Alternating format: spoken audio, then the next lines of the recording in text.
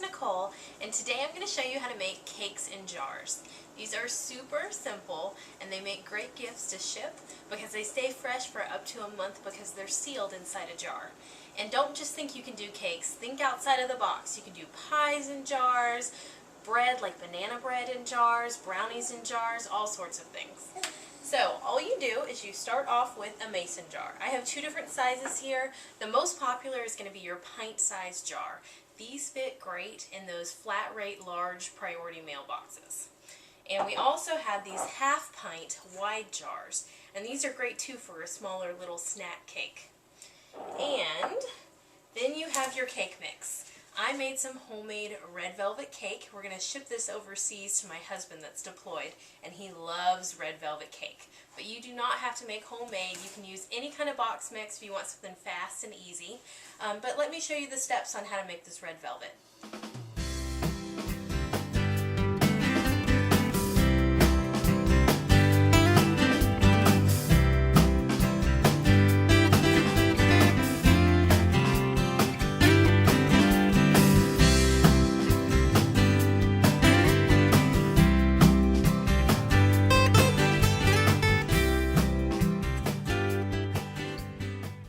And the final step is we're going to do a mix of white vinegar and baking soda. And we just do a teaspoon of each, mix it together, and what's going to happen is you're going to get a fizzy, bubbly substance, and you're going to mix that right into your batter. And this is going to make it light and fluffy. This is kind of a secret for this red velvet cake, so you want to make sure you don't skip this step. So we do a teaspoon of each. There it goes, getting all fizzy. Mix it up. And right into our batter. And I did prepare this batter ahead of time, which is fine, and refrigerated it. But I brought it to room temperature, and I add this white vinegar and baking soda mix right before we're going to bake it.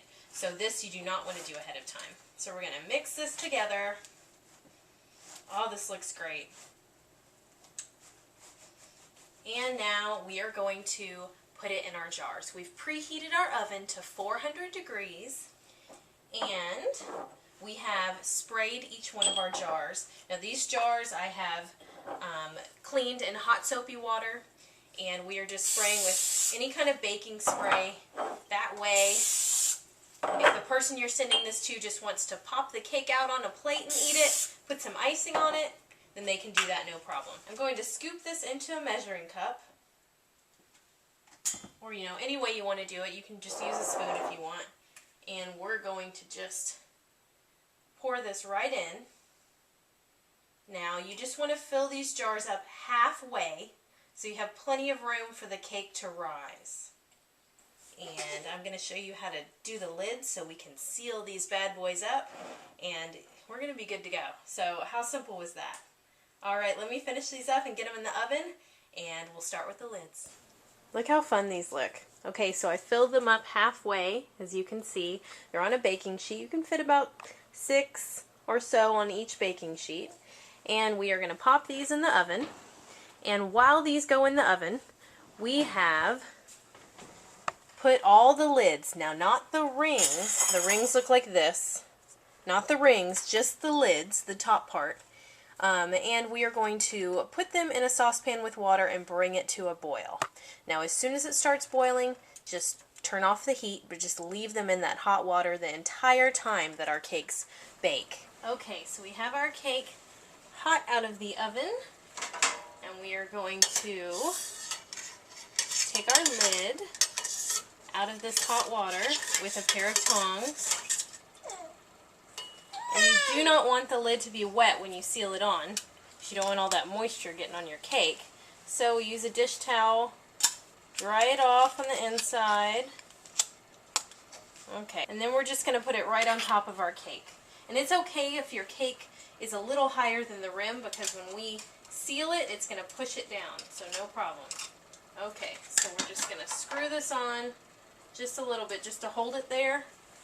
Then we're going to get our oven mitts, our dish towel, pick it up from the baking sheet so you have a better grip and screw it on until it's nice and tight. There you go. So I have them cooling over here, and once they are cooled, it may take about 30 minutes or so, you will hear a ping, a popping noise, and that means your jar is sealed and good to go. Came out perfect. And as you can see, I decorated them a little bit. If you go online, you can just Google or go on Pinterest and search for free printable tags. And that's what I did, and I found these great patriotic looking tags, and that's what I used. Just tied them on with some ribbon, and they look so adorable in both sizes. So obviously they're sealed, they'll stay fresh for about a month, and they fit perfect in these flat rate priority mailboxes. You see we did a mustache theme this month.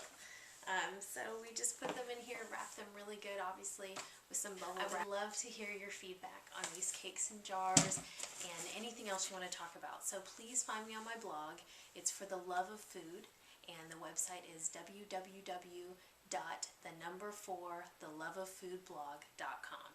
My next video is going to be on care package ideas, so I'll see you guys soon. Thanks.